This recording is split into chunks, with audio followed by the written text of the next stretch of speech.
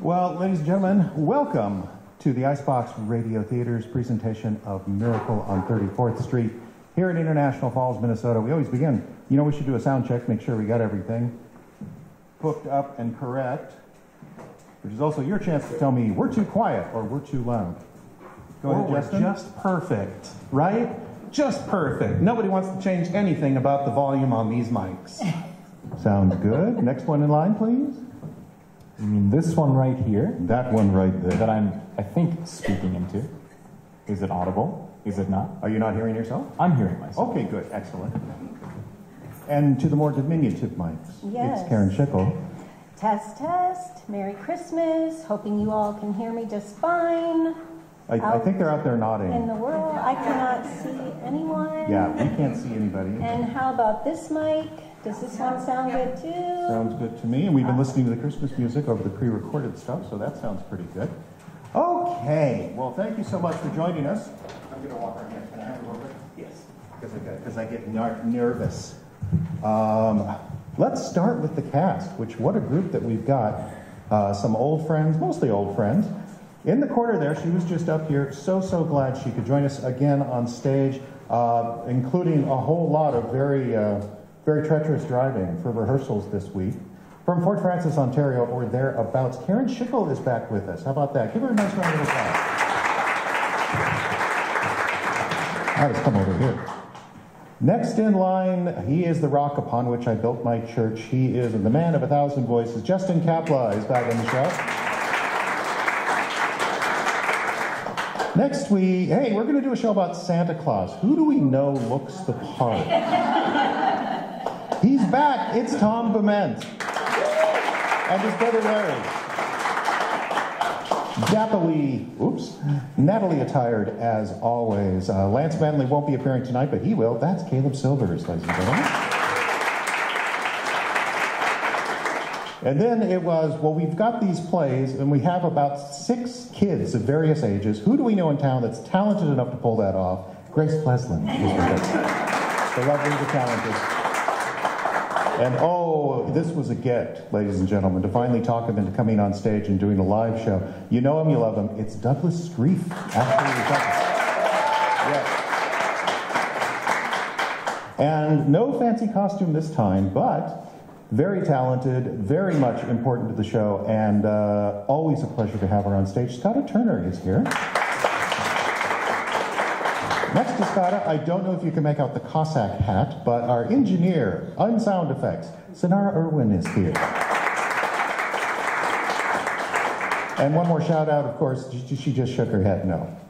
So the person I'm looking at is not actually involved in the show at all, and might be Diane Adams, but it's unclear at this time. And speaking of embarrassing people, I wanted to bring this up. We have a listener with us today. You don't need to stand, Craig, you should wave. Drove all the way from Sycamore, Illinois today. How many hours was that? 10. And he's going back tomorrow just to see this show. So he did. Craig Finsack, also an author, has written a couple of our plays, and we hope to get some more someday. Okay, we'll see. All right. I do want to mention there will be an intermission about halfway through the show. There's plenty of popcorn, as we can smell, plus, all kinds of beverages, yes? We have alcoholic, non-alcoholic, whatever you like, and that's coming about halfway through. Okay, one of the things, I'm going to move over here, into the light. One of the things we're very proud of at the IDRT is that, a lot of community theaters these days are trying their hand at radio theater, but very often the mics aren't hooked up. They're just props. We are an actual functioning broadcasting radio theater. We have a streaming station, and also we go out live on Facebook. Hello, Facebook. And we're very, very proud of that fact because in addition to creating new plays, we take the history of broadcasting, the history of radio very seriously. And back in the day, the audience was a big part of the show. And I bring that up to point out our applause sign. This is our nod to broadcasting history where, how to describe this briefly, a radio in, say, the 1930s was a way that brought the country together in a way that had never happened before. You could be in your farmhouse in Iowa or Minnesota or Illinois, miles away from your nearest neighbor. And yet, you could be listening to a radio show from New York or Hollywood, and if you closed your eyes, it was like you're right there. And they considered the audience to be as important as the script and the actors and everybody else. But early radio people were control freaks, so they invented this sign that flashes when they would like you to applaud. And I want to make it very clear, you're not required to applaud when the sign flashes. It's just sort of, hey, this is where some applause would be nice. Because as I say, we do broadcast live, and we have people all over the country, not millions, probably, on a good show, 20 or 25, listening in. And they would love to hear you. They'd love to hear you, applaud, laugh, boo, hiss, whatever. And this is sort of our idea, nodding to history, and also a pretty practical way of saying, hey, it'd be really cool if you guys could just kind of right here. Also, do not feel you can only applaud during the applause sign. You can applaud whenever you want. You bought your ticket, and that's that. Okay, so I think it's about that time. Oh, thank you.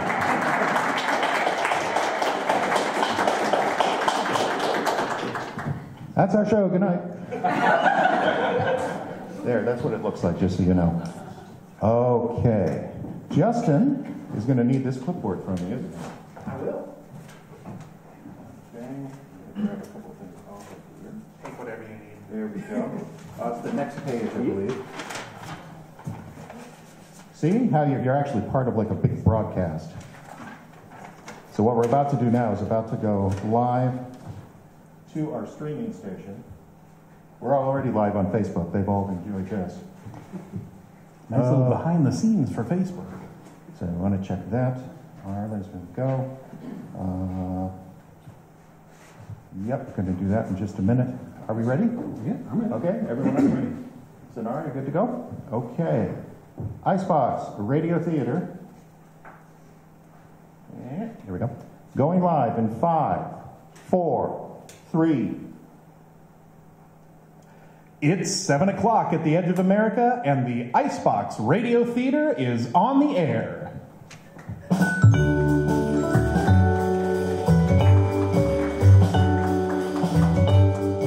It's the Icebox Radio Theater coming to you live from the John Faith Little Theater in International Falls, Minnesota. Tonight, there's snowflakes in the air, a song in our hearts, and maybe some leftover turkey in the fridge. Christmas is upon us, and tonight we are happy to present one of the most beloved Christmas stories of our time, Miracle on 34th Street, along with original radio plays and hopefully a chuckle or two. It's the Icebox Radio Theater Christmas Edition, starting right now. But first, a word from our sponsor. Jingle bell, jingle bell, jingle bell rock. Jingle bell, jingle bell, jingle bell rock. A beloved holiday classic that always puts me in a festive mood. But like most people, hearing this song outside of December fills me with waves and waves of anger. But now there's hope. Introducing the Jingle Bell Sock, a colorful holiday stocking designed to whack people upside the head when they start playing Christmas music too early. Just walk up to the offending aunt or cousin and remind them that holiday music doesn't belong the week after 4th of July. Just one gentle tap, and things are put right again. The Jingle Bell Sock works on all forms of music, including classics, modern classics, even novelty favorites. Hand-woven by Laplander artisans, the Jingle Bell Sock is just a thing to help you enjoy holiday music right up until December 25th, because you haven't been forced to listen to it since Labor Day. But don't take our word for it. Listen to these satisfied customers. I used to think hitting someone upside the head with a sock wasn't keeping the holiday spirit. But then I had to endure Mariah Carey 3 times during one trip to Menards. I don't think the manager appreciated getting socked, but at least they turned off the stereo. My cousin Billy is one of those that starts wearing his ugly sweaters the day after Halloween. When he gave me rides to work, I pretty much had to put up with his music until I got a Jingle Bell Sock. 2 or 300 whacks and he finally got the message. Now we drive in blessed silence. It's a Christmas miracle. The Jingle Bell sock comes in 3 festive colors: toy fire trick red, Christmas tree green, and coal gray. And you can upgrade to the Jingle Bell Sock Deluxe, which is just a handful of ball bearings you throw into the sock for the really hard cases. Yeah. The Jingle Bell socks. Start enjoying Christmas where it belongs, in December. Not approved for use on wives.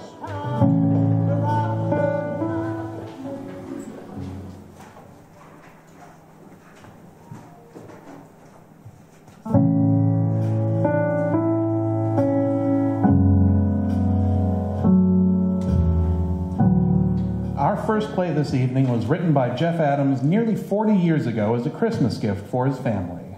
It's been adapted to radio several times and was broadcast on the Icebox Radio Theater's Calls to Santa program back in 2014. So now sit back, relax, and get ready to enter into the world of imagination theater with The Christmas Room.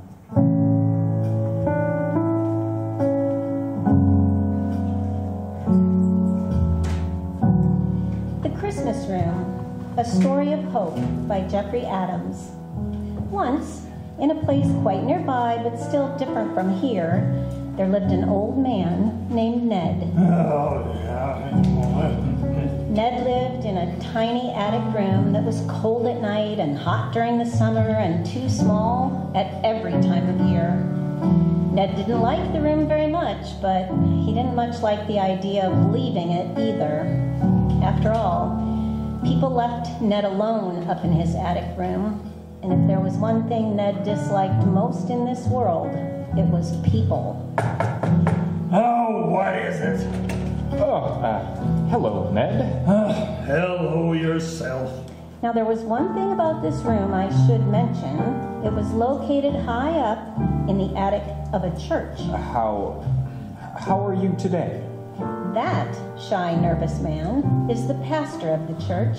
Pastor Knack is his name. He's very nice and very wise, but Ned frightens Pastor Knack a little bit. Oh, I'm fine. And I'll get out. But then Ned frightens just about everybody.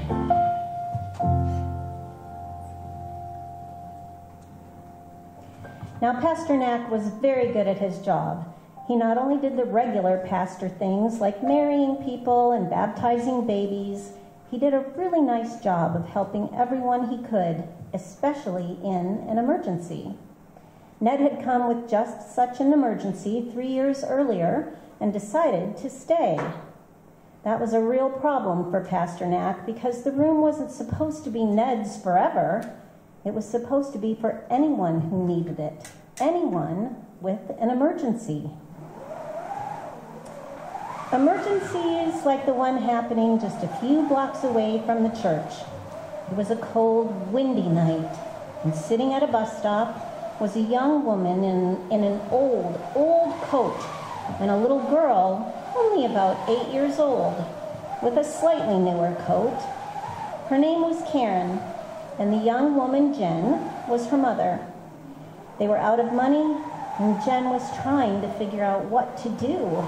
Mommy, just a second, hon. Oh, these shoes. Maybe we should stop walking. You tired, sweetheart? Yeah, but so are you. Maybe we should go to the hamburger place. Only this time, you get to eat. I'll just play on the playground. Oh, Karen, I don't think we can afford it. What can we afford? I'll think of something. Look, I better make it quick, too. It's quite starting to snow. Yeah, snow. It's so pretty. Look at it dancing in the streetlights. Yeah. Mommy, look. Up there on the hill. What is it? It's a church. I didn't see it till we looked up into the streetlights. A church is God's house, right? He always has a room. Karen, I don't think... Come on!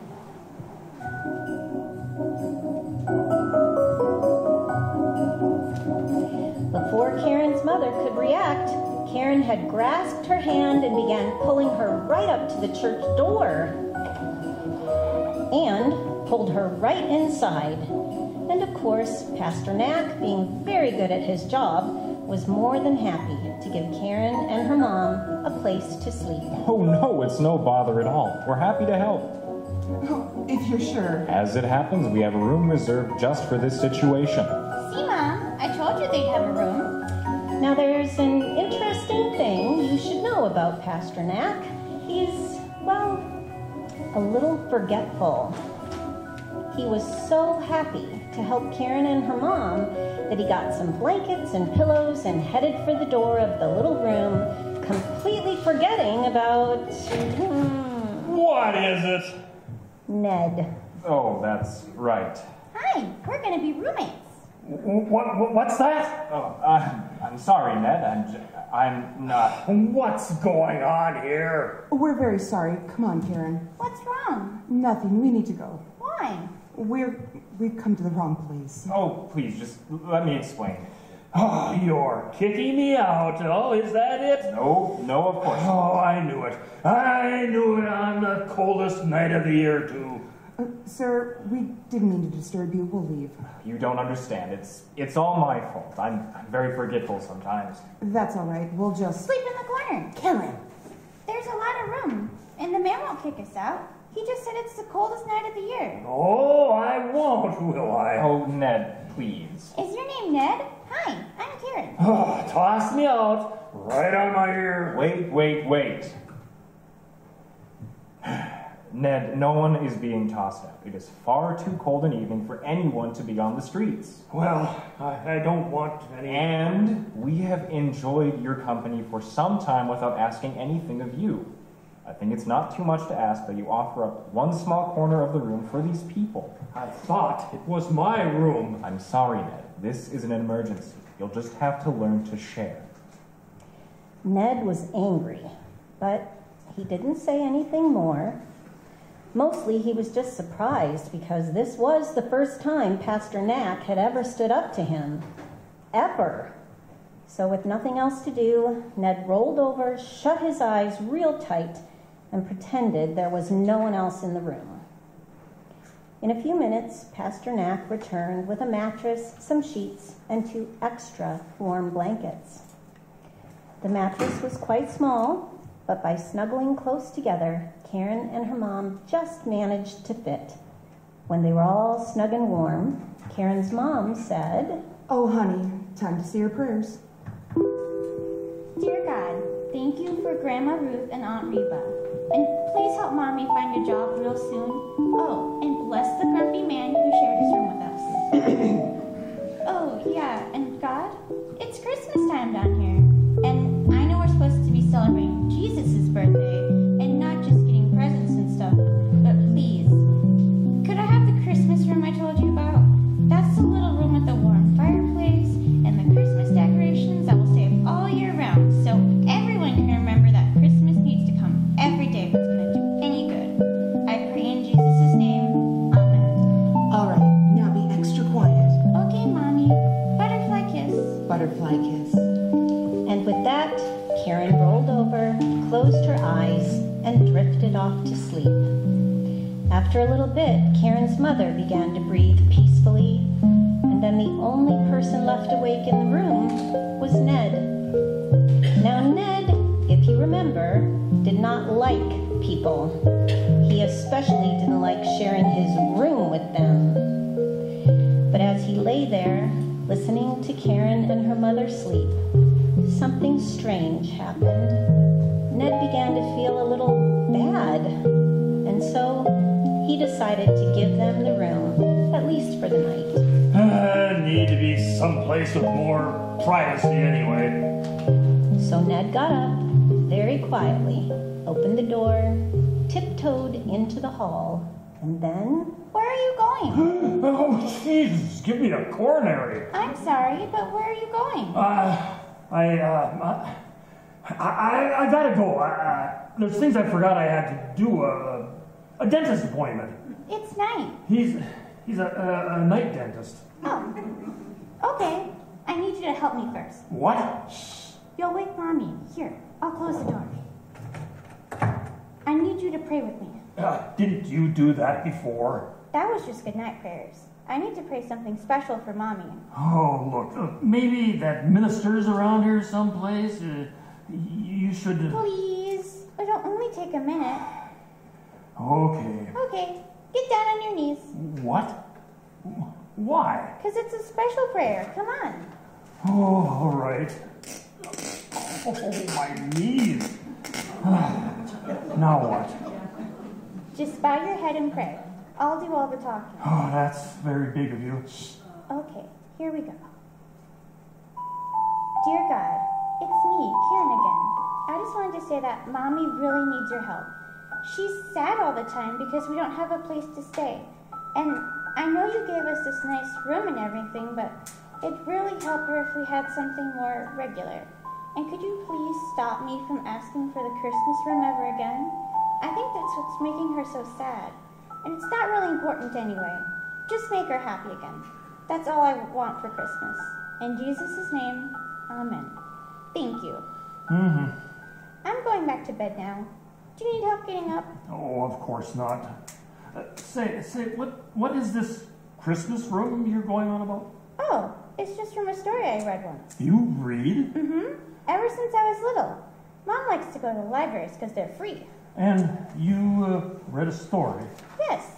It was about a little room in a house that was decorated for Christmas all the year long. Well, so what? Oh, don't you see? It'd be wonderful. There'd be a tree there all the time, and a fireplace, and a bookcase full of Christmas books. And everyone could go there and have hot chocolate, even if it was 100 degrees outside. And that way, we could all remember Christmas all year long. And you'd be willing to give that up just so your mom was happy? Well, I guess if Mom were happy, I'd have Christmas every day anyway. Ned was very quiet for a long time. Finally, he took Karen's hand. I changed my mind. Help me up. And he got up. Then he looked at Karen, really looked at her for the first time, and something in Ned's eyes softened just a little bit, as if Karen was reminding him of someone he hadn't thought about in a long time. Run along back to bed. Your mom will be missing you. Karen ran back into the little room and closed the doors silently. Ned just stood in the hallway for a very, very long time.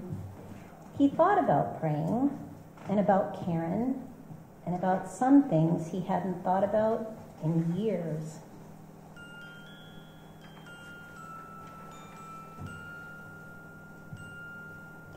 Ned left the church that night, and he spent a good part of that cold evening walking the streets of town, thinking.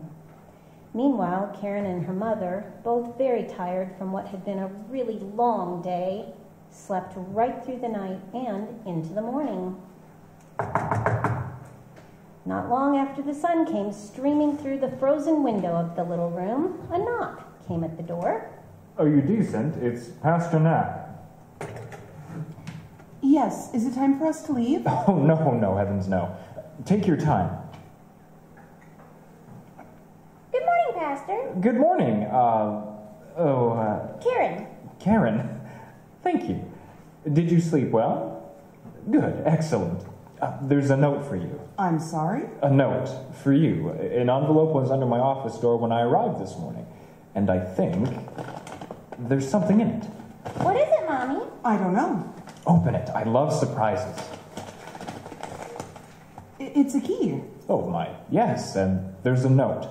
Come to 272 Maple Lane today after 1 o'clock. That's it. That's all it says. It's a mystery. Do you know anyone at this address? No, it's an older part of town. Quite fashionable many years ago. Come on, Mom.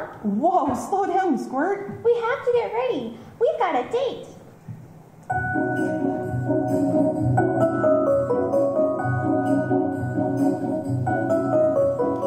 And though she practically had to drag her to do it, Karen managed to get her mother through their morning routine and down to Pastor Knack's office where they could look at a map of the city.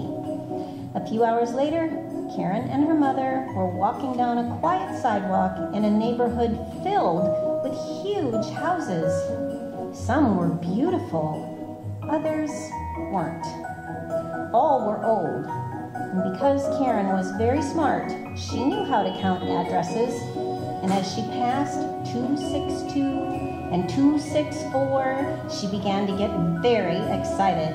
266, 268? It's just about here. Karen, honey, slow down. There it is. Honey, wait. Looking up ahead, Karen saw number 272. It was one of the most dingy, beat-up houses on the block. It had weeds in the front yard and paint peeling off the sides. It looked like no one had lived there for many years. Karen, wait. Now, Karen should have obeyed her mother, but she was just too excited. She ran up to the door and put the key in the lock. Karen! And then the door opened. Wow. Oh, my. Mom, this is huge. Does anyone live here? From the looks of the dust, I don't think so. But they've got furniture and everything. Look at the shelves. Careful, honey, don't touch anything. They've got books and little figures and all kinds of stuff. It looks like someone moved out of the house but left all their stuff behind. And it was, too. Karen and her mother moved slowly through the first floor of the house, looking carefully at everything. They couldn't figure out why anyone would leave a perfectly good house like this. After about an hour, the two of them sat down for a family meeting on a big comfy couch in the living room. Do you think someone just gave us this house? No, honey, I don't know what to think. It's nice. It's very nice. All it really needs is a good cleaning. Can we stay here tonight? I don't think so. But Mom, it's already dark outside. And did you look on the back porch? Someone left us a bag of groceries. Maybe an angel gave us this house. Well, I don't think an angel, but I do suppose it wouldn't hurt to stay one night. I'm hungry, aren't you? Starved. So, Karen and her mom went to work in the kitchen, putting together a modest meal from the groceries left on the back porch. After eating, Karen went to explore the house while her mom sat down on the big couch to look at an old photo album she'd found on the shelf. As she looked at black and white photos of people she didn't know, searching for some clue as to who had done this wonderful thing, Karen's mom found herself getting drowsy, and presently she drifted off to sleep.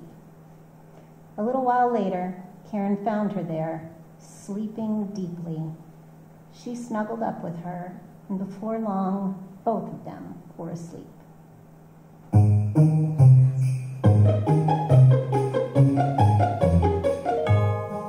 The next day dawned bright and clear and freezing cold. It was Christmas Eve. Karen and her mom were happy to wake up in a cozy house that was all warm and out of the wind. The old house had an old-fashioned porch that was as big as the living room itself. And because the house was built on a small hill, the view from that porch was the whole city, spread out like a snowy blanket. Karen and her mom stepped out onto the porch that morning to get a little air. Mom, What is it? look. That looks like a turkey. It is? I didn't think they made them that big. Oh, look. There's a tree, too. Is that a note? Oh, read it. Please prepare this bird for dinner tonight. And decorating the tree should keep the little one busy. You'll find everything you need in the pantry. I'm sorry to be so secretive, but you'll learn all tonight at 6. Well, that's assuming a lot. I don't even know if I can cook something like this. Yeah, you can. You helped Grandma that time. She always said turkeys were easy. Let's see if we can get it in the house first.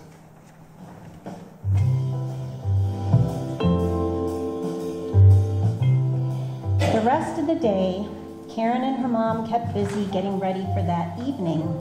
Karen found some Christmas ornaments in the basement and spent all day decorating and redecorating the tree as she discovered new ornaments to add.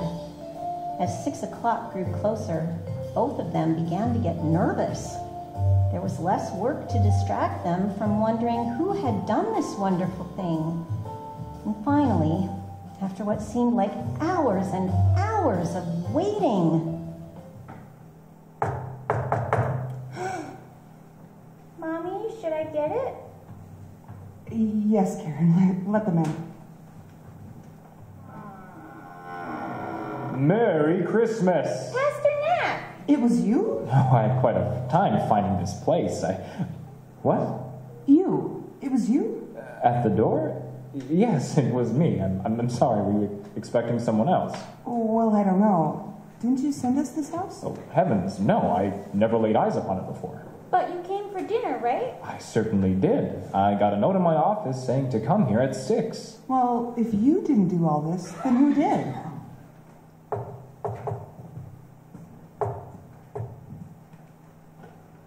Well, I guess I should. Yes. Would you like me to answer the door? Would you? Of course.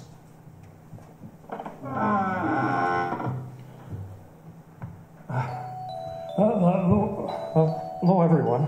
Ned, Oh, you came to dinner. you having... I mean, sure, I came to dinner.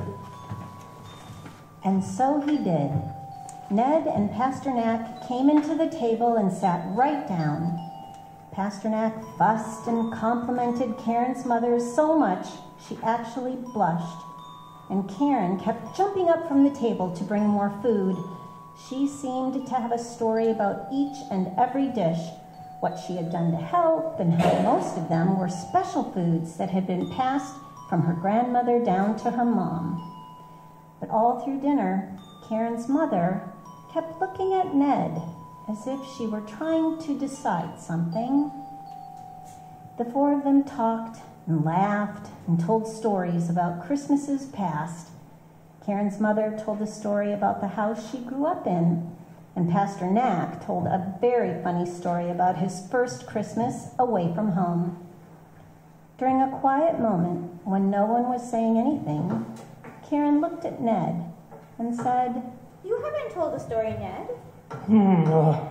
I guess I haven't. Can you tell one, please? Karen. No, it's all right. About time I said my piece anyway. Your mother over there is about fit to bust from curiosity. I'm sorry. Oh, don't be. Family that's been through what you've been through, you deserve an explanation. I shouldn't have done all the notes and whatnot. I guess I didn't know any other way. Well, what would you like to say, Ned? It's this house. My story, I mean. This house is mine. Owned it for 50 years. If this is your house, why were you... Oh, that's all right. I'll tell you, little girl. I lived here 40 years. First off with my own daughter, then later my granddaughter. We had many, many wonderful Christmases here, and I'll never forget them. But there was one year, right around Christmas, I was living here alone. Susan, that's my granddaughter, was coming down for dinner. I didn't want her to. They said fog and maybe black ice. There was a car accident. Oh, Ned. It was this house. I told her to stay put at home, not to drive down. But she wouldn't hear of it. She wanted to have Christmas here. I guess after that I just never forgave this old house for staying empty. I closed it up and left it to rot. I stayed away for a long time, but I guess no wound can stay open forever. Yesterday I came back to see if the place could be of some use to someone.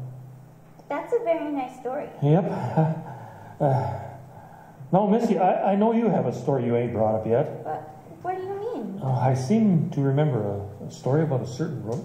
Oh, Karen nodded sheepishly. Suddenly, she felt very shy. She loved talking about the Christmas room, the wonderful room she's always dreamed of that would stay decorated for Christmas all year round. But lately, Karen had been worried that talking about the Christmas room made her mother sad. So feeling a little mixed up, and maybe a little worried for her mom, Karen, for one of the few times in her life, said nothing. Ned looked at her, and for the first time in years, smiled. Then Ned got up and held out his hard, wrinkled hand. Come along, Missy. There's something you should see.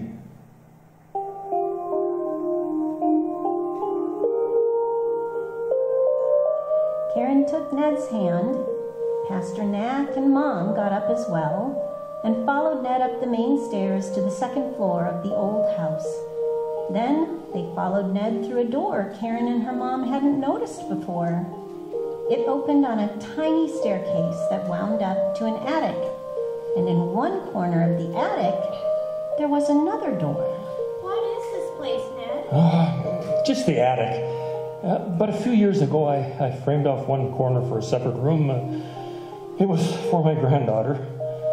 She was an artist and wanted a room for a studio. Till a day or so ago, I hadn't been up here in years. That night I left the church, I came up here and, I did a little remodeling. Go on, Karen, door's unlocked.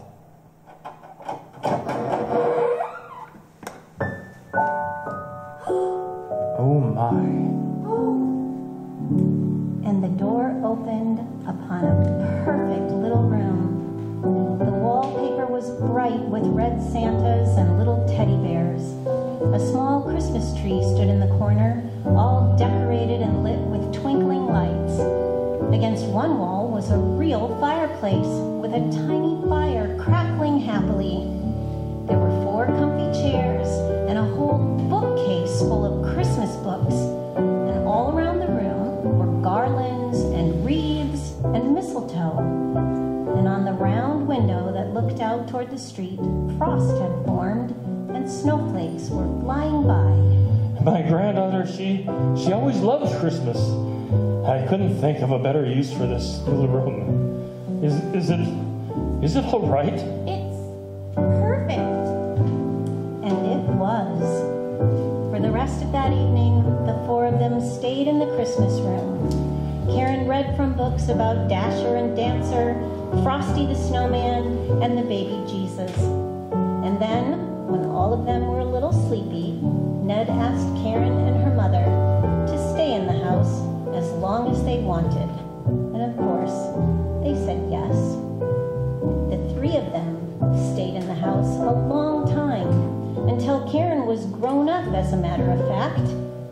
Ned was just as real a grandfather to Karen as could be.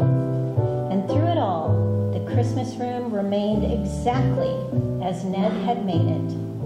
And even after years had passed and Karen had moved out and started a family of her own, she would return to that house and spend some time in the Christmas room now and again to remind her that Christmas isn't doing much at all if it isn't in all of us every day of the year. And for the rest of her life, forever and for always, Karen never forgot that. Good thing to remember, don't you think?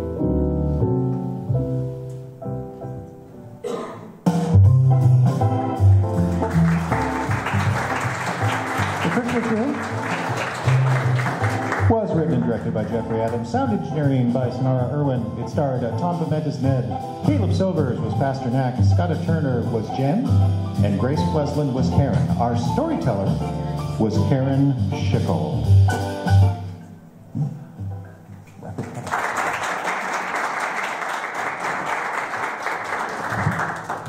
The movie Miracle on 34th Street is a recognized Christmas classic released in 1947 by 20th Century Fox to almost universally positive reviews.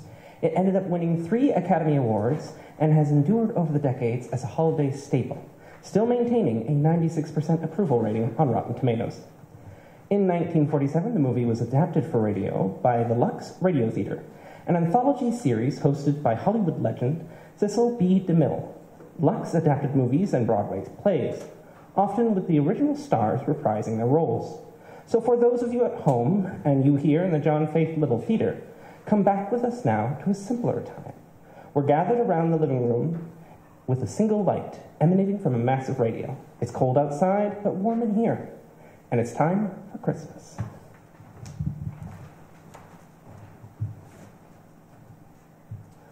Lux presents Hollywood.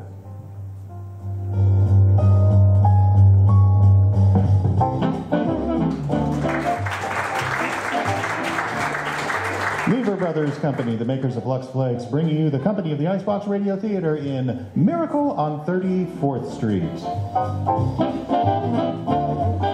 Greetings from the Icebox of the nation, ladies and gentlemen. Our Christmas present to you is the new Christmas classic of our time, Miracle on 34th Street. It's wrapped in a shining covering of laughter, tied with a bright ribbon of good humor, and decorated with the sparkling stars of the Icebox Radio Theater.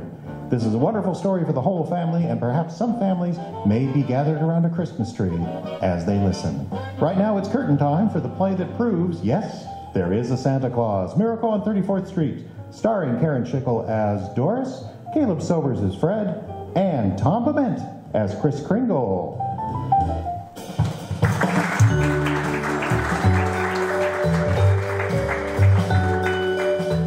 It's Thanksgiving Day in New York City. On a broad avenue adjoining Central Park, an annual event is being joyfully awaited. The spectacular parade presented by Macy's department store to herald in the Christmas season. Away from the crowd are two of Macy's public relations experts. Oh, he's simply wonderful, Mrs. Walker. Just look at him on that float. That's the most realistic Santa Claus we've ever had. Why, he didn't even need any padding, did he? Padding? Why, didn't you notice his tummy? So round, so firm, so fully packed. Well, now that everything's under control, where on earth did you find him? I don't know. I just turned around and there he was. Oh, and to think the man whose place he took was intoxicated. Oh, with a breath that could knock over a reindeer. Oh, just think if Mr. Macy had seen him. What if Mr. Gimble had seen him? Competition between our stores is tough enough. Well, the parade's starting. Let's go stand at the curb. Not I, Mr. Shellhammer. I am going home to relax. Anyway, I can see it from there. I live just around the corner. Yeah, so you do. Well, I will see you tomorrow, Mrs. Walker. And congratulations on finding the best Santa Claus in Macy's history.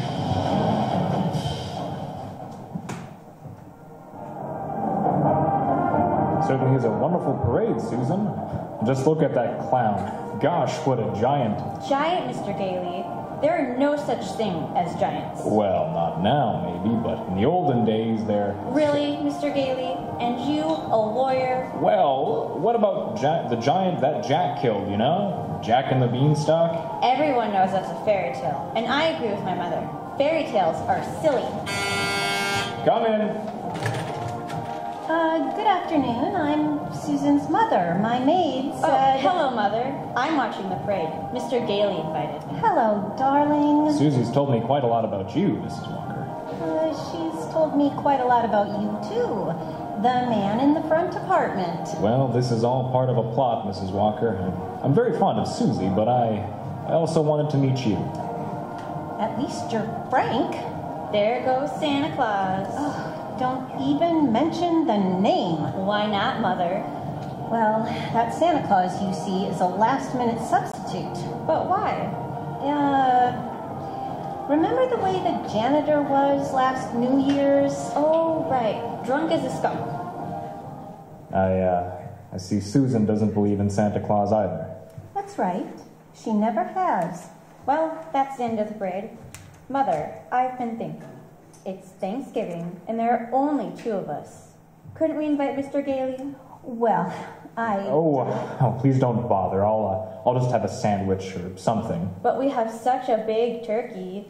Please, Mother, please. Well, I just... Did I ask all right, Mr. Gailey? Susie, shh. You asked fine, Susan. Dinner's at 3, Mr. Gailey.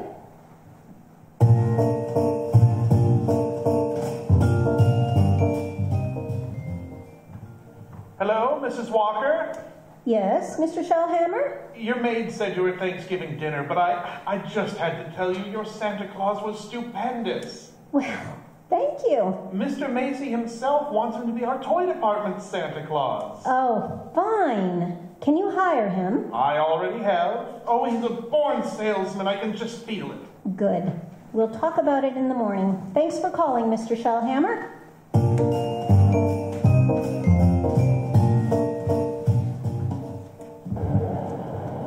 Mr. Shellhammer. He is Santa Claus. There he is. Good morning, Santa Claus. Well, good morning. Now, before you do go to the toy department, here's a list of the toys we have to push. Oh? Things we're overstocked on. You'll find a great many children will be undecided as to what they want for Christmas. And when that happens, you just suggest one of these items. Do you understand? Oh, I certainly do. Oh, fine. That's fine. Now take this list, and Alfred here will show you to your throne in the toy department. And don't forget, you're working for Macy's.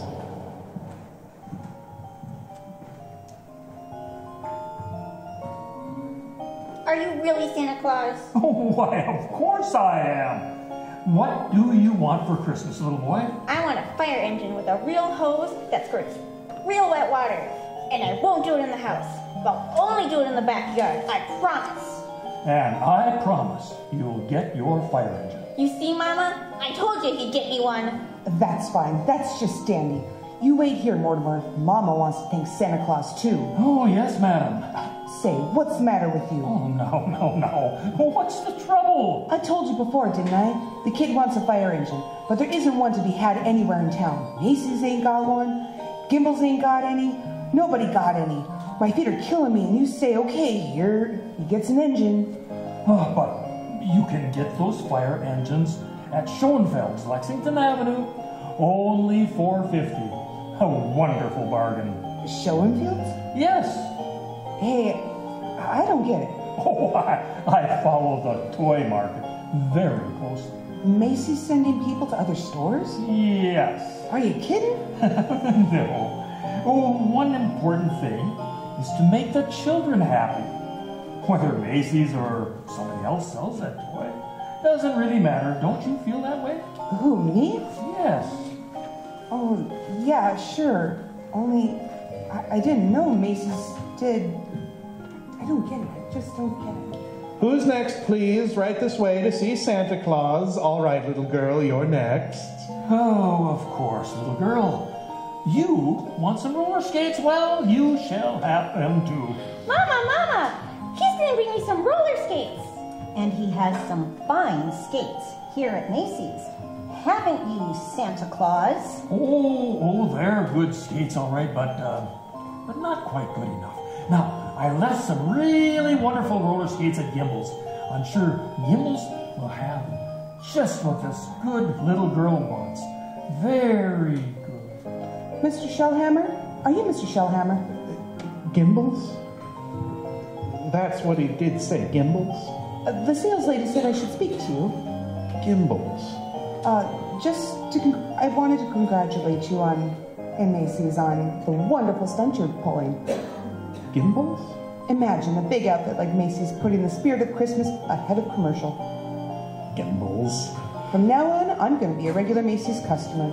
All right, Mortimer, here we go. Gimbals!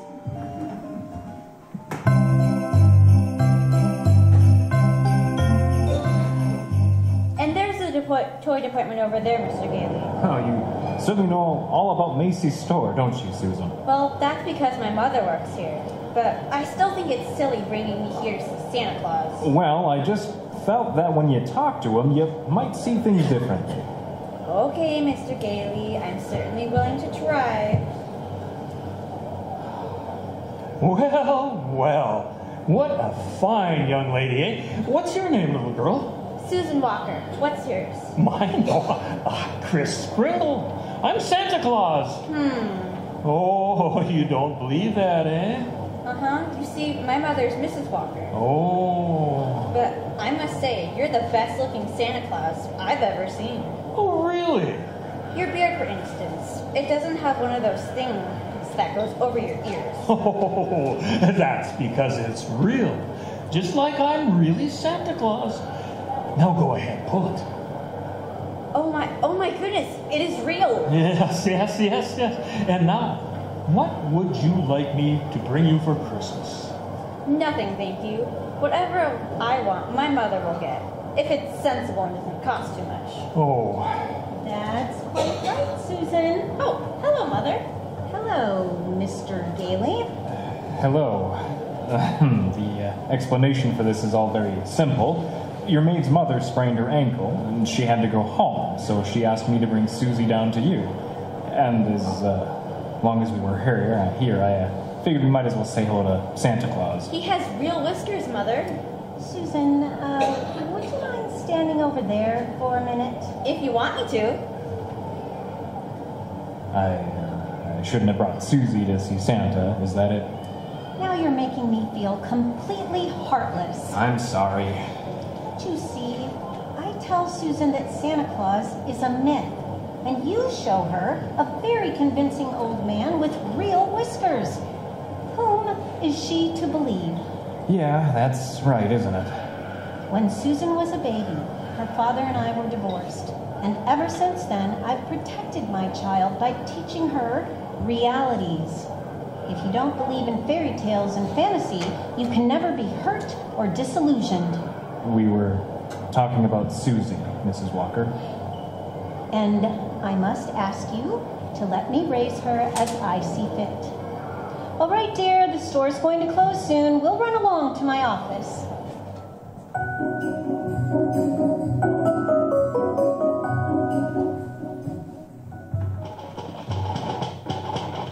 Alfred said you wanted to see me, Mrs. Walker. Oh, yes. Come in. I'd be grateful if you'll please tell Susan that you are not really Santa Claus, that there actually is no such person. Oh, but Mrs. Walker, not only is there such a person, but here I am to prove it. No, you misunderstand me. I want you to tell her the truth. Now, what's your real name? Oh, Kris Kringle. And I always tell the truth. Susan, I bet you're in first grade. Second grade. I mean, your real name? Well, that's my real name. My goodness, the second grade. Very well. I have your employment card right here. I'll look it up on that. That's a very cute dress you have on, Susan. It's from Macy's. We got 10% off. Oh. So, you always tell the truth, do you? Mm-hmm. Look at your employment card. Name, Kris Kringle. Address, Brooks Memorial Home, Great Neck, Long Island. You may call the home if you'd care to confirm that, Mrs. Walker. It's a home for elderly gentlemen. And would you also like me to confirm this? What's that? Date of birth. As old as my tongue and a little bit older than my teeth. Place of birth? North Pole. Now really. Why, I believe you doubt me, Mrs. Walker. And this tops everything. Next of kin. All of that. Dasher, Dancer, Prancer, and Vixen. I'm sorry to have to do this, Mr. Kringle. But the Santa Claus that we had 2 years ago is back in town, and I feel that we owe it to him to... Have I done something wrong? Oh, no, it's just that we feel that... excuse me. Hello? This is Mr. Shellhammer, Mrs. Walker. Drop whatever you're doing. Mr. Macy wants to see us immediately. Oh, I'll be right up. I'm afraid I'll have to be very abrupt with you. I have to see Mr. Macy. You'll be paid for the whole week, Mr. Kringle, and I'll send your check to that address. Oh, come right in, Mrs. Walker. Mr. Shellhammer. Thank you, Mr. Macy. Now, about this new policy you two initiated. Well, you see... Macy's Santa Claus sending customers to Gimbel's. But I can explain everything, Mr. Macy. You don't have to explain a thing. Just look at my desk. 42 telegrams and over 500 phone calls. Grateful parents expressing undying gratitude to Macy's department store. Wait, you don't say. And from now on, not only will our Santa Claus continue in this manner, but every salesperson in the entire store will follow suit. You mean that if we haven't got what the customer asks for, we're supposed to... We're to send him where he can get it. No high pressuring and forcing a customer to take something he doesn't really want. think that's wonderful, Mr. Macy. Why, we'll be known as the helpful store, or the friendly store, the store that places public service ahead of profits.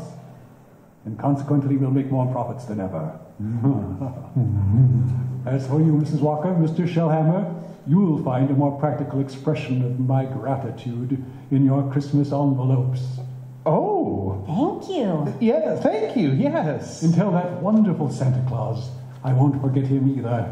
Matter of fact, I'll tell him myself in the morning. Yes, indeed, Mr. Macy. Good night. Good night. Good night, Mr. Macy. And thank you again, sir. Oh, imagine a bonus. Yes? Well, what's the matter with you? Mr. Shellhammer, I just fired him. Who? Santa Claus. Oh, no. No, you couldn't have. But I did. He's crazy, Mr. Shellhammer. He really thinks he's Santa Claus. Doris, I don't care if he thinks he's the Easter Bunny. Find him.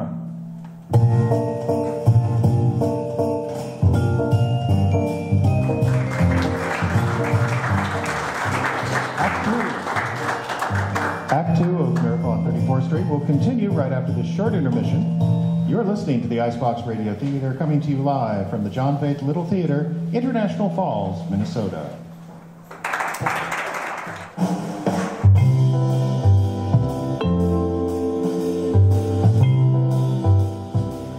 We're back at the John Faith Little Theater in International Falls.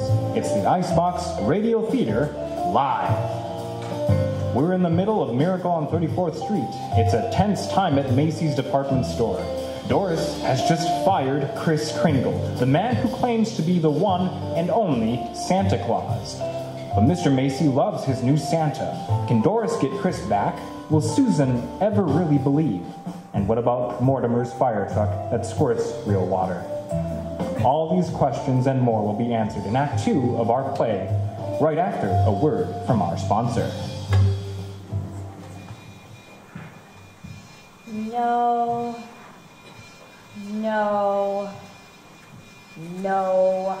What is it, Babs? You seem more annoyed than a barbecue fan at a vegan restaurant. It's my prank, Margie. I just don't know what to get him for Christmas. I've been scrolling through website after website, and nothing looks right. Yes, the fellows are very tough to buy for, but why don't you hire Guy Gift? Guy Gift? What's that? What's Guy Gift? Well, I'll show you. Guy Gift is the service that brings together frustrated gals like us with trained professional gift advisors who are themselves men. Amazing! Do they actually talk to you? And how? On his birthday, my man liked his gift so much he almost smiled. Oh my! Here, try it out for yourself. Yeah, he needs a hammer. But he already has 3. Yeah, but he needs one for the basement. That's all he got are garage hammers. Okay. But how about a Vikings jersey? Oh, sure, if you want to get his hopes up. Maybe an old one. Fran Tarkington?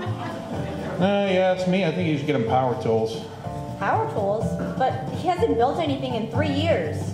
Yeah, but look at that pegboard out in the garage. Everything in its place, no dust, neat as a pin, even traced around the tools with a Sharpie so he knows what goes where. That spot right there would be perfect for a battery recharging station. But he doesn't have any rechargeable tools. Point being? I'd like to get him a barbecue apron that says, "Kiss the cook." No, get him one that makes him look like Darth Vader. But he doesn't even like Star Wars. Hey, Darth Vader. Yes, Guy Gift is the perfect way to a happy manless Christmas. And coming for the fellas, Gal Gift, the gift-giving service that will tell you what to do without you even having to understand, just like she does. The heck's a Pilates mat? It doesn't matter. Merry Christmas from Guy Gift and Gal Gift, coming soon to the internet near you.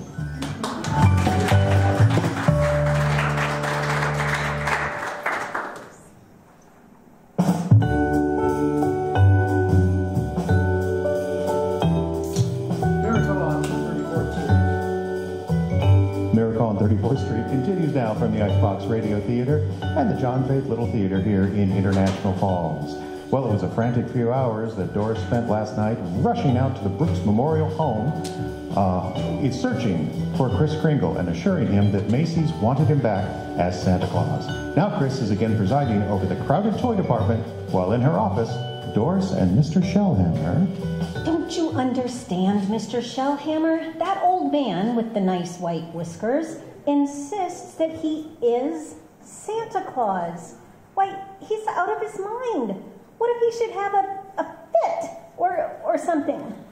Oh, no, I have got to tell Mr. Macy.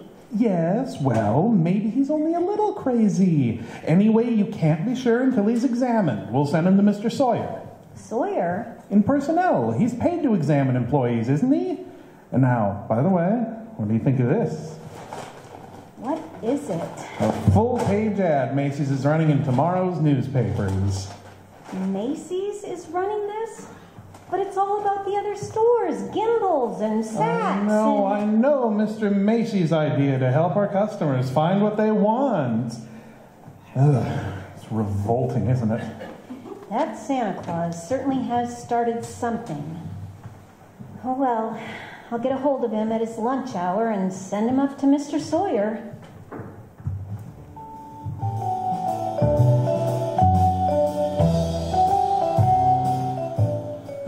So I changed my clothes, Mr. Sawyer, and I came right up. Oh, well, that's your own beard, huh? Huh? Oh, yes. Yes. Interesting complex in back of that. Why do you carry a cane? Oh, always carry a cane, Mr. Sawyer.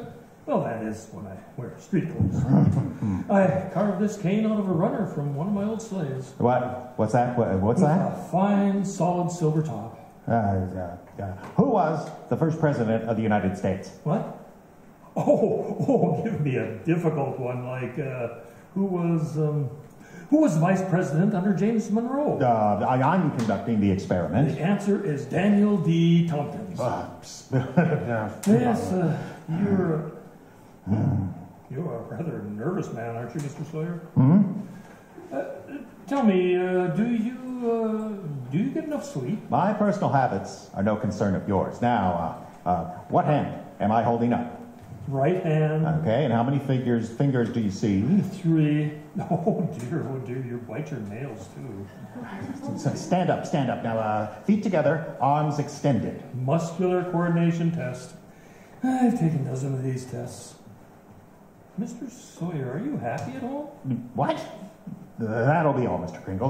This examination is over. Oh, thank you. And it may interest you to know that I have been happily married for 22 years. Very happily married. Oh, delighted to hear it. Goodbye, Mr. Sawyer. Miss Prom! Yes, sir? Get Mrs. Walker on the phone. Yes, sir. But your wife, Mr. Sawyer, she's called 4 times already. Well, you tell my wife to shut up and mind her own business. Here's Mrs. Walker, sir. All right. Hello? Oh, I was just going to call you, Mr. Sawyer. Oh? There's Dr. Pierce stopping by this afternoon at 3. Who's Dr. Pierce? She's the physician at the Brooks home. I thought we might discuss Mr. Kringle's case with her. Well, there's hardly any point in discussing it, Mrs. Walker. Obviously, the old man should be discharged.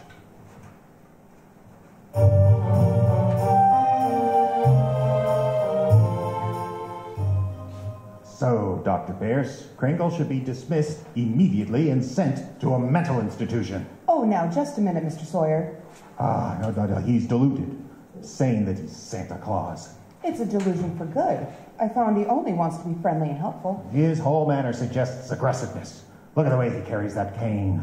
Mrs. Walker, naturally, I can't discharge that loony, so when he exhibits his maniacal tendencies, please realize that the responsibility is completely yours. Well, I am right back where I started. Mrs. Walker, I assure you, Kris Kringle has no maniacal tendencies. But if there is the slightest possibility of his causing any trouble... What trouble? Well, all that needs to happen is a policeman asks him his name. Kris Kringle! Clang, clang! And Macy's Santa Claus lands up in the psychopathic ward. Well, you can prevent that very simply. Now, there must be someone here at the store who could rent him a room. They could both come to work together. I just assume avoid the long train ride from Long Island anyways. You mean sort of take custody of him? Mm-hmm. Do you think that Mr. Kringle would agree to that? Oh, I'm sure he'll agree. Well, in that case, now let me see. Who do I know who could rent him a room?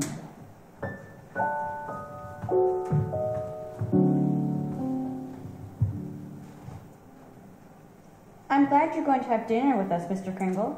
Oh, thank you, Susan. I'm also very glad you're going to be living next door with Mr. Gailey. Oh, why? Because you're nice to talk to. Oh, I say, what a fine young man that Mr. Gailey is, eh? Just think, allowing me to share his apartment? A mere stranger? He did it because Mother hinted to him. Oh, well, anyway, I'm very grateful. Shall I tell you what I did in school today? Oh, by all means. Any games? Yes, and a very silly game, too. Oh?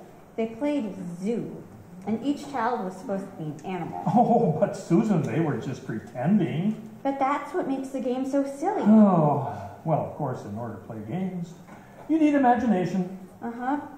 That's when you see things, but they're not really there, huh? Well, yes, but you know, to me, imagination is a place all by itself. Now, you've heard of the French nation? Mm-hmm. And the British nation? Yes. Well, this is the imagination. A very interesting place, too. Now, how would you like to be able to make snowballs in the summertime, eh? What? Or be the Statue of Liberty in the morning, and in the afternoon fly south with a flock of geese? Well, I'm quite sure I'd like it, but... Oh, it's very simple. Really, well. Anyway, look here. The next time they play zoo, you can be a monkey. But I don't know how to be a monkey. Don't you? Oh, I'll show you. Now, first you bend over a little like this, see? Now, let your arms hang loose, see? Like this? Yeah, that's fine. Now, put your hand over here and start scratching, see? Oh, that's it. That's it. That's excellent, Susan. Oh, that's as fine a bit of scratching as I've ever seen. Yeah, now start chattering. Chattering? Yes. Now listen. Eat. See? And keep scratching. Now, then look here. We'll do it together, see? Chatter and scratch and chatter, see? Eat.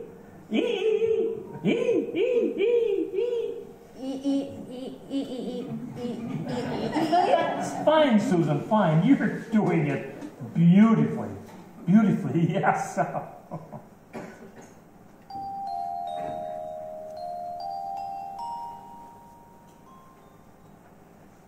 Susan, are you still awake? Uh-huh. I'm just coming to say goodnight. That's all. Now look here about Christmas. There must be something you'd like for Christmas. Well, I've certainly thought about something, Mr. Kringle. You have? Well, what is it, eh? Tell me. It's right here on the night table, see? Oh. I tore this page out of a magazine. It's a picture of a house. Oh, that's what you want, is it? A doll's house, colonial architecture. Oh, not a doll's house. A real house. A real house? Yes, and if you're really Santa Claus, you can get it for me. Oh, no. Wait a minute, Susie. What did you possibly do with a big house? Live in it with my mother. And a backyard with a big tree to put a swing on. And a garden. And a... Oh, well, why even discuss it? Susie, could I keep this picture just in case? I guess so. Oh, thank you, dear, thank you. Well, Mr. Gailey is waiting for me. Good night, monkey. Good night, Mr. Kringle.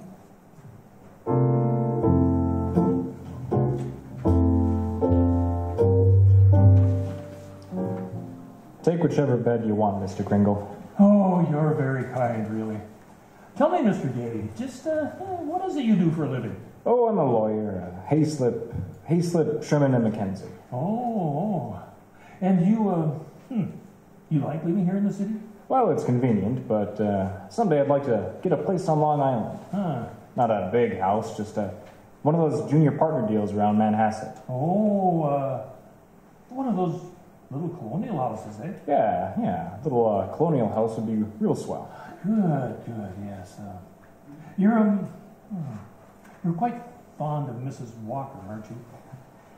Well, a lot of good it does me. She lives in a cast iron shell that's just a little difficult to penetrate. Oh, well, you must try a little harder, Mr. Gailey.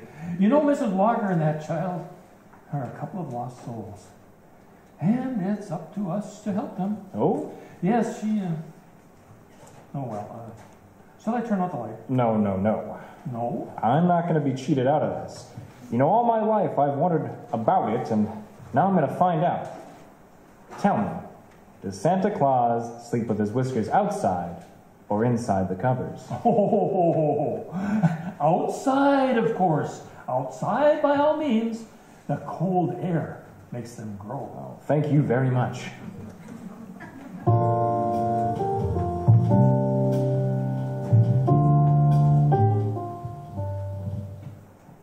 Oh, come in, Mrs. Walker, come in. Thank you, Mr. Macy. I've just heard something very exciting. Well, let me tell you something very exciting. Our policy of being kind to customers has tripled our sales. Now, what do you think of that? That's wonderful, Mr. Macy. And Gimbals thinks it's wonderful, too. Gimbals?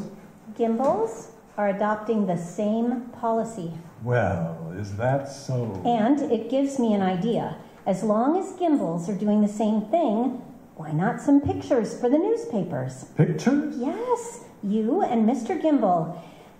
Shaking hands? Shaking hands?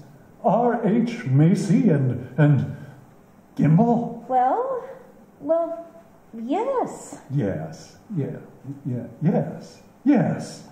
Why not? With Santa Claus. It's a great idea, Mrs. Walker. Macy and Gimbal shaking hands.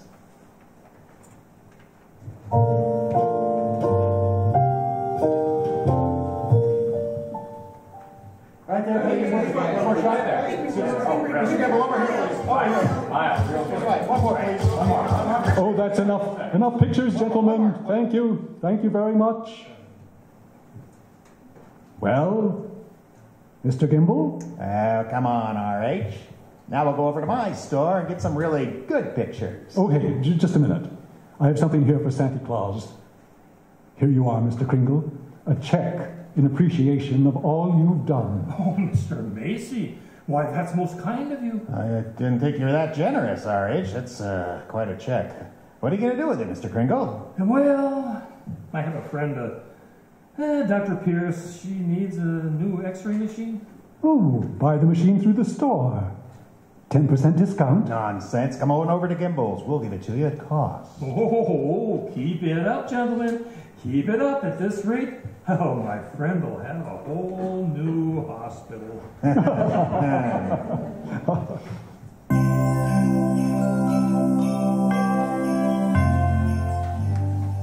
How did the pictures turn out, Mr. Kringle?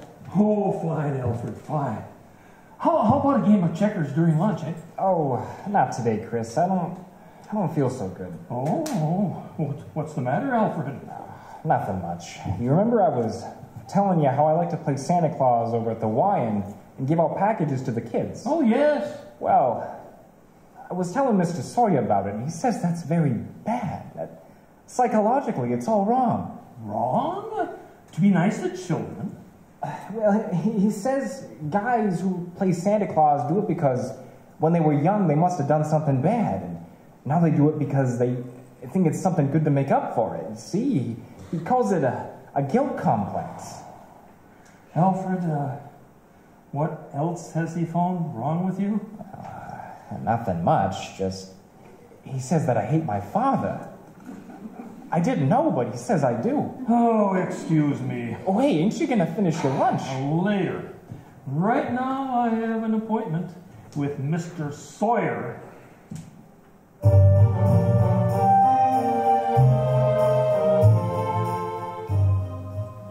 What do you mean breaking into my office like this? Are you a licensed psychiatrist? What business of that is yours? I have a great respect for psychiatry and a great contempt for meddling amateurs who go around practicing it. Oh, shut up. Oh, you ought to be horsewhipped. Take a boy like Alfred and filling him up with complexes and phobias. Well, I think I'm better equipped to judge that than you are. Just because Alfred wants to be kind to children? You tell him he has a guilt complex? Having the same delusion yourself, you couldn't possibly understand. Oh. And don't wave that cane at me. Either you stop analyzing Alfred, or I'll go straight to Mr. Macy and tell him what a contemptible fraud you are. Oh, get out of here. Get out of here before I have you thrown out. There's only one way to handle a man like you. Maybe this'll knock some sense into you. Oh, wow! Help! Oh, my head. Oh! Good day, Mr. Sawyer. Miss Braun, give me the police. Give me Mrs. Walker. Give me the psychopathic ward at Bellevue Hospital.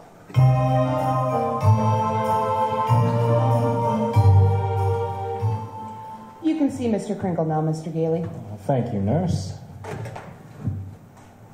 Hello, Chris. Hello, Fred.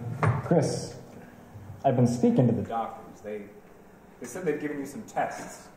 Oh, yes. Same old test. Except this time you failed them.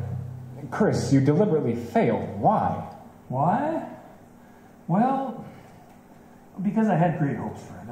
I had a feeling Mrs. Walker was beginning to believe in me, and now I discovered she was only humoring me all the time. But this wasn't Doris's idea at all. Mr. Sawyer had you sent up here before she even knew about it. But why? Why didn't she come to me and explain things? Because she didn't want to hurt you. Oh, well, it's not just Mrs. Walker, it's... Well, now take Mr. Sawyer. He's contemptible, dishonest, deceitful. Yet he's out there, and I'm in here. Well, if that's normal, I don't want it. But you can't just think of yourself, Chris. What happens to you matters to a lot of other people. People like me who believe in what you stand for, and people like Susie, who are just beginning to believe. Chris, you're letting us down. Well, Fred, maybe you're right. Oh, of course you're right. I ought to be ashamed of myself. Let's get out of here. All right, now wait a minute. You flunked your mental examination, but good. Oh yes, so I did. Anyway, you're a lawyer. You fix it. Hey, look, I can do it. Oh, no, I won't let you down, and you won't let me down. All right, Chris, now take it easy. Look, there'll have to be a hearing. If you're going to be committed, it's going to have to be before a judge. Well, if I can do anything at all, it'll have to be in a courtroom. And now sit tight, Chris. I'll get an idea. I have to get an idea.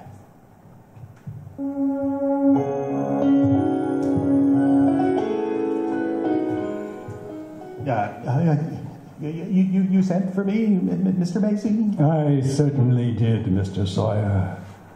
I brought my family to the toy department to see our Santa Claus, and our Santa Claus isn't there. He's in Bellevue. Yes, Mr. Macy. Because he's a lunatic. Yes, sir, a lunatic. Lunatic my foot. Now you listen to me, Sawyer. You get that case dropped right away, or you'll have another lump to match the one he gave you. But it's out of my hands. Mr. Kringle goes to court in the morning. Well, just see that he's back in the toy department by afternoon. Now, get out of here. Yeah, say that.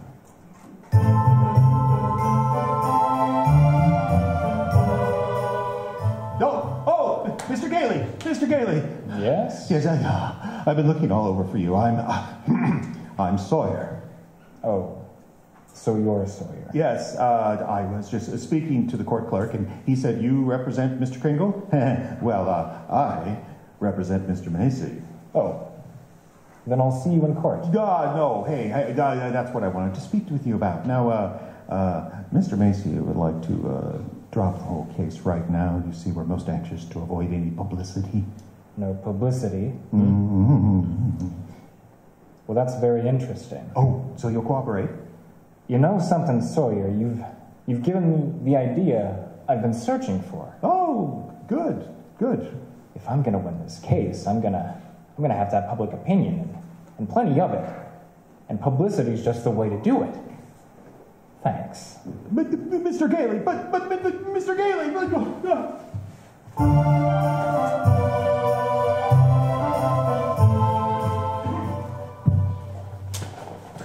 Look at these newspapers, Chris.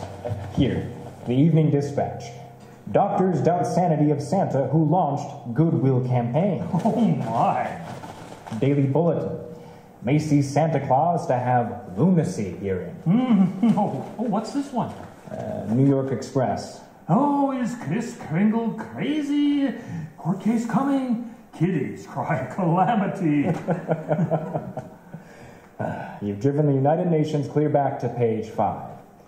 Well, get a good night's sleep, Chris. We go before Judge Harper at 10 tomorrow morning.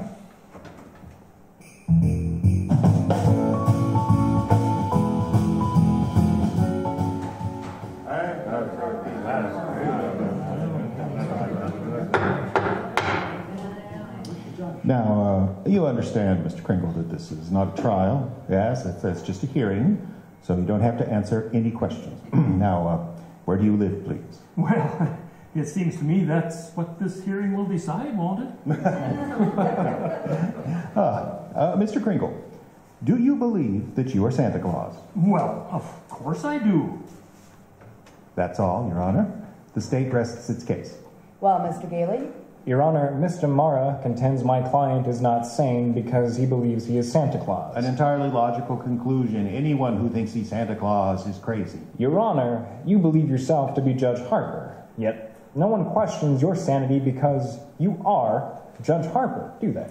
Mr. Kringle is the subject of the sanity hearing, not I. Well, Your Honor, I intend to prove that Mr. Kringle is Santa Claus. Mr. Mara, I thought you said that this was a cut and dry sanity hearing. Well, I thought it was, Your Honor. In view of Mr. Gailey's statement, I'll have to review the entire background of this case. Course adjourned until tomorrow morning.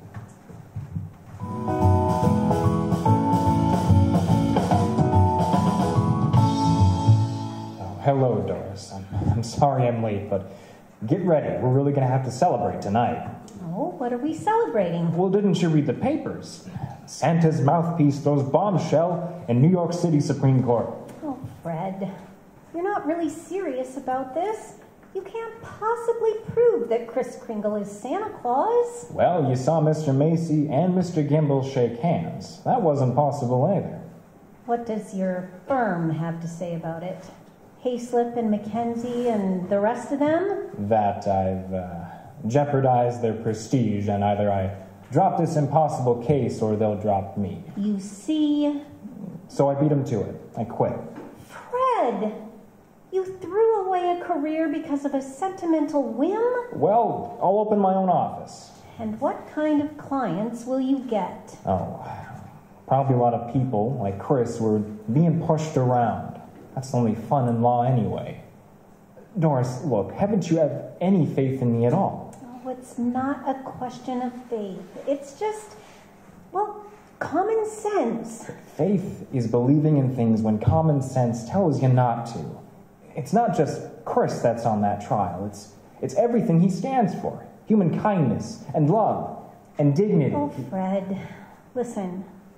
We've seen a lot of each other the last couple of weeks, and I've become very fond of you. We've talked about some wonderful plans, haven't we? And then you do this. Go on an idealistic binge, throw away your security, and expect me to be happy about it? And I expect too much, is that it? Well, that's that, I guess. Good night, Doris.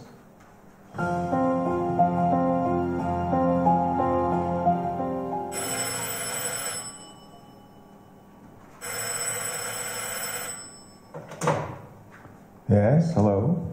This is Mr. Mara. Well, I can't wait till tomorrow. I'm eating dinner right... Who's been subpoenaed? Well, how do you think I feel about it? I'll see you tomorrow. Who was that, dear? R.H. Macy has been subpoenaed. Oh, Those my. reporters, they make me look like a sadistic monster who likes nothing better than to drown pussycats and tear the wings off butterflies. Quiet, dear. Tommy's still awake. Oh, yes, I'm sorry. It'd just break his heart if he knew what his daddy is doing. I'm doing my job as assistant district attorney. Well, I'm not so sure, but that I agree with them. Mr. Kringle looks like a very nice old man, and I don't see why you have to keep persecuting him. I am not persecuting him, I'm prosecuting him. I like the old man too, but there's nothing I can do about it. You know something, Thomas? Sometimes I wish I'd married a butcher or a plumber. Well, if I lose this case, you just might get your wish.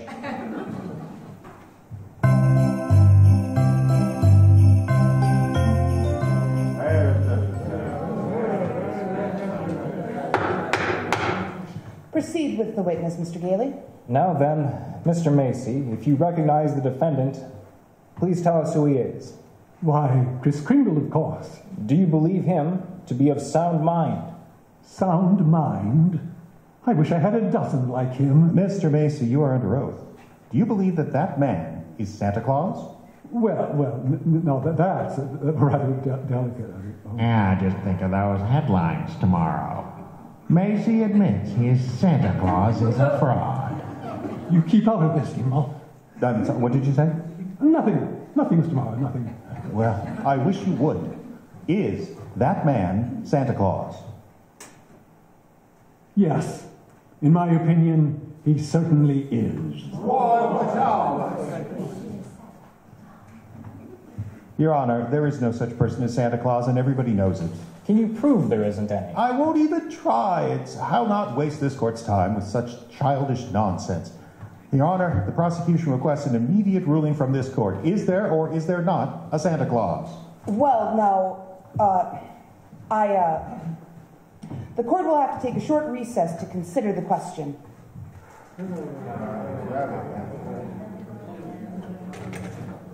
Hello, Margaret. Why, Charlie, what are you doing here? Well, can't an old friend visit you in your chambers? And if you ask me, you never needed a friend like you do now. This Kringle case. Oh, I certainly don't see what they're making such a fuss about. Margaret, that's Santa Claus you've got out there. On trial for lunacy. This case is dynamite, and you're coming up for re-election soon. Charlie, do you know what happened last night? Martha brought the grandkids over, and they wouldn't even kiss Grandma. They wouldn't even talk to me. See what I mean? If you were to rule there's no Santa Claus, well, you better start looking for that chicken farm right now. I'm a responsible judge. How can I seriously rule that there's no Santa Claus? Because of what happens if you don't. Kids read about it, they don't hang up their stockings. Now what happens to all the toys that are supposed to be in those stockings? Nobody buys them. The toy manufacturers have to lay off employees. By now you've got the AFL and the CIO against you.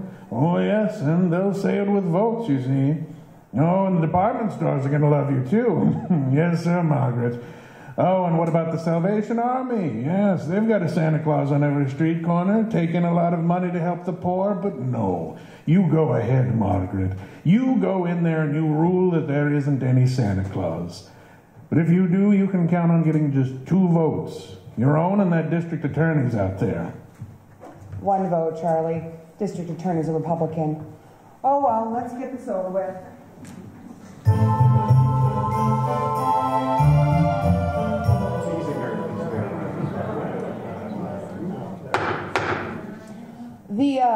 The question of Santa Claus seems to be largely a matter of opinion. The traditional American justice demands a broad and unprejudiced view on such a controversial matter. But, Your Honor, this court, therefore, intends to keep its mind open. We shall ask for evidence for either side. But the burden of proof clearly rests with my opponent. Can he produce any evidence to support his views? If Your Honor pleases, I can. Will Thomas Mara please take the stand? Who, me? No, Thomas Mara Jr.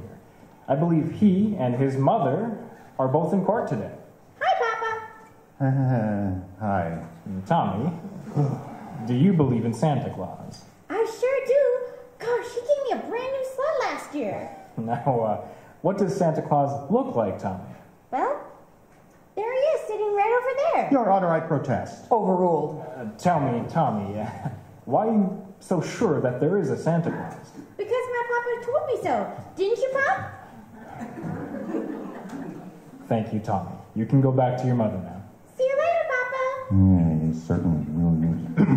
Your Honor. Don't forget Santa Claus. This year, I want a football helmet. Oh, don't worry, Tommy. You'll get it. Mr. Kringle, if you don't mind. I'm sorry, sir.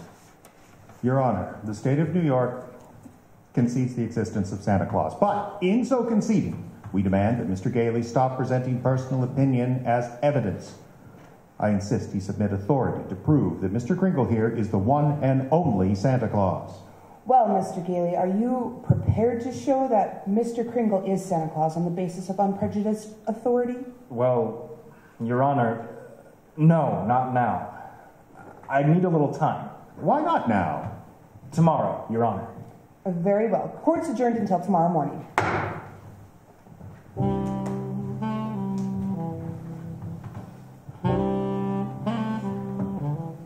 Now come, Susan dear. Finish your supper. But I can't, Mother. All those things they're saying in the newspaper about Mr. Kringle and Mr. Gailey. They're having this trial because he says he's Santa Claus. He's so nice and jolly.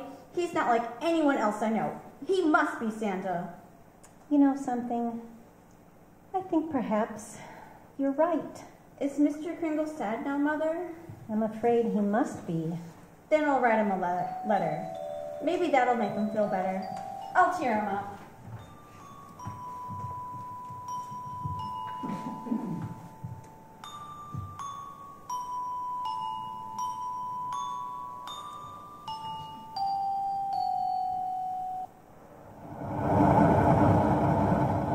Oh, postman! Postman! Yeah, lady? Would you mind taking this letter, please? Ah, sure, lady. We're going straight down to the post office now. All right, Louie, take her away. Well, what do you know, Louie? Another letter for Santa Claus. Hey, here's a new one. Instead of the North Pole, the kid's got it addressed to Chris Kringle, New York County Courthouse. Well, the kid's right. Huh? Oh, yeah, sure. They got him on trial down there. Guy claims he's Santa Claus, and the DA claims he's nuts. Hey. Hey, I got an idea. Yeah? How many of them Santa Claus letters we got down in the dead letter office? Oh, who knows? Maybe it must be 50,000 bags all over the joint. Hey, you mean... Well, Louie, why not?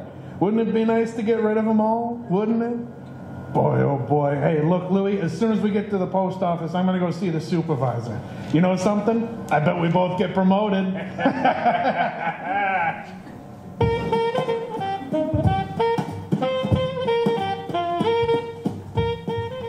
And since the defense has been unable to submit one shred of proof that Chris Kringle is the one and only Santa Claus, and since tonight is Christmas Eve, I ask Your Honor that this hearing be terminated without further delay. I protest. I do have evidence. 5 minutes ago, you said you didn't. During Mr. Morrow's oration, the bailiff handed me my client, the evidence I refer to. What evidence? Oh, this letter, Your Honor. Oh, yes, Mr. Kringle? It's from Susan Walker. She believes in me. Oh, this letter means more to me than anything in the world. That letter, Your Honor, was delivered by the United States Post Office, an official agency of the federal government. The Post Office Department is one of the largest business concerns in the world. Last year, did a business volume of over $1 billion. And this year... Your Honor, I'm sure we're all gratified that the Post Office is getting along so well, but what bearing has it on the sanity of that man? My point is that the Post Office Department is a model of efficiency. Furthermore, the laws of this country make it a criminal offense to willfully misdirect or intentionally deliver it to the wrong party. The state of New York is second to none in its admiration of the Post Office Department. We're very happy to concede Mr. Gailey's... For the record, Mr. Mara. For the record. Anything to get on with this case. Thank you. Your Honor, that letter just received by Mr. Kringle is positive proof that a competent Well, one letter is hardly positive proof. I have further exhibits, Your Honor, but I hesitate to produce them. Oh, come, Mr. Daly. Put them on my desk. But, Your Honor... I said put them on my desk. All right, boys. Bring them in. What? Your Honor, what is this? Empty those mail sacks right on Judge Harper's desk.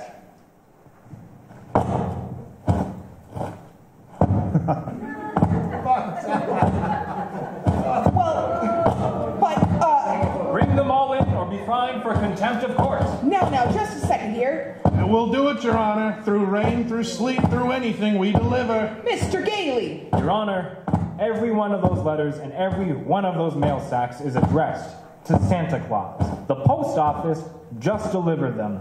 Therefore, the post office department recognizes Kris Kringle to be the one and only Santa Claus.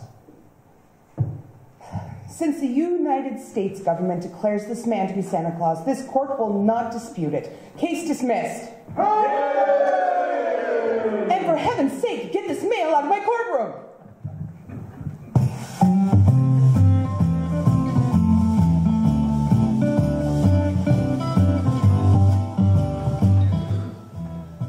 So as soon as I got out of court, I came straight to Macy's to see you, Doris. Oh, Chris, I'm so glad you won. Oh, well, we're having a big Christmas party at the Brooks home tomorrow morning. I'd like so much to see you and Susan there. We'll be there, Chris. Oh, well, couldn't you come home now and have dinner with us? Oh, now? Tonight, me? Oh, my goodness, Doris. It's Christmas Eve.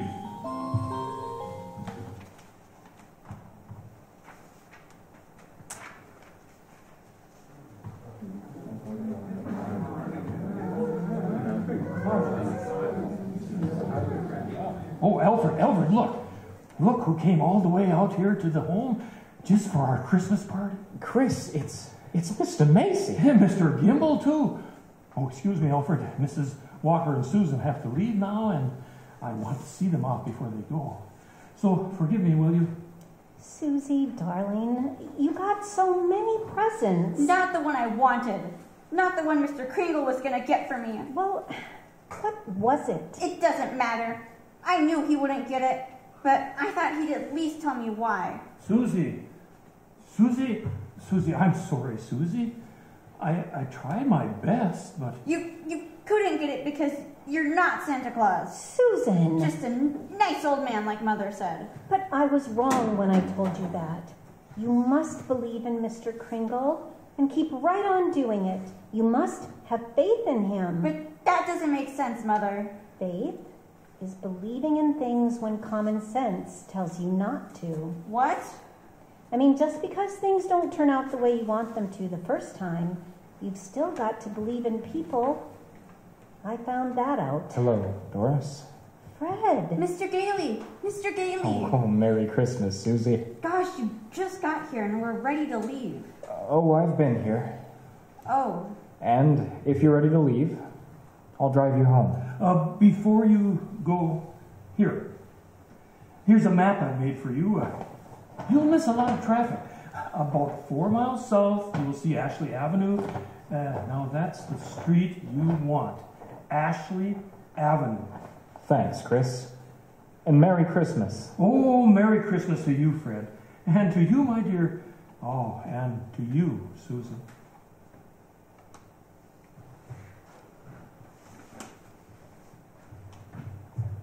I believe Mr. Kringle. I do. It's silly, I suppose, but I do.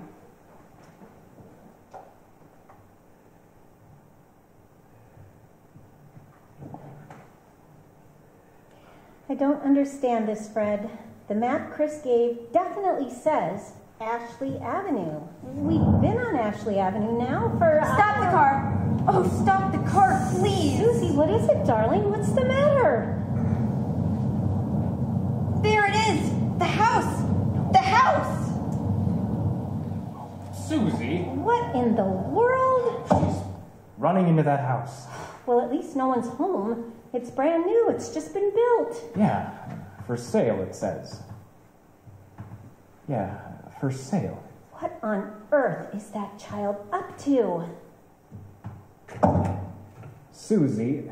Hey, Susie. Here I am, upstairs. Now come right down. You know you shouldn't run around in other people's houses? Say, that's strange. I'll say. No, I mean this house. I've seen this house somewhere. I know I have. Maybe in a magazine or... Mother, it's our house. It's the one I asked him for. Mr. Kringle. Mr. Kringle? I know it is. Oh, you were right, Mommy. You were right. Susie. Mommy told me that if things didn't turn out the way I wanted them to at first, you still gotta believe. And I kept believing. And you were right, Mommy. Mr. Kringle is Santa Claus. Now where are you going? And back to see if there's a swing. There is one. Oh, there is one. You told her that. About believing. Well, you told me, Fred. The sign outside, for sale. Well, we can't let her down, can we? I never really doubted you. It was just my silly common sense. Even makes sense to believe in me now. I must be a pretty good lawyer. I take a little old man and legally prove to the world that he's Santa Claus. Now you know that I couldn't be it. Fred. Well, what's the matter? There, in the corner, by the fireplace. Oh, no. It can't be. It couldn't be. A cane. Chris's cane. There couldn't be two canes like this anywhere in the world. Silver handle and all. Hey, you know something? Maybe I didn't do such a wonderful job after all.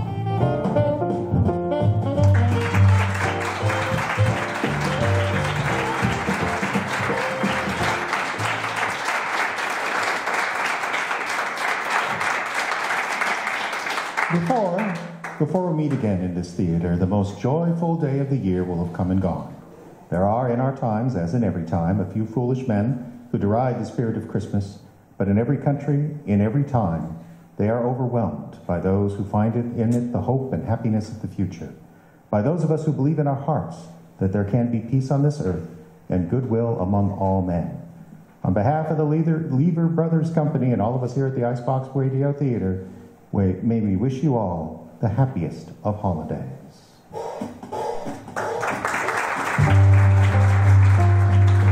This has been Miracle on 34th Street.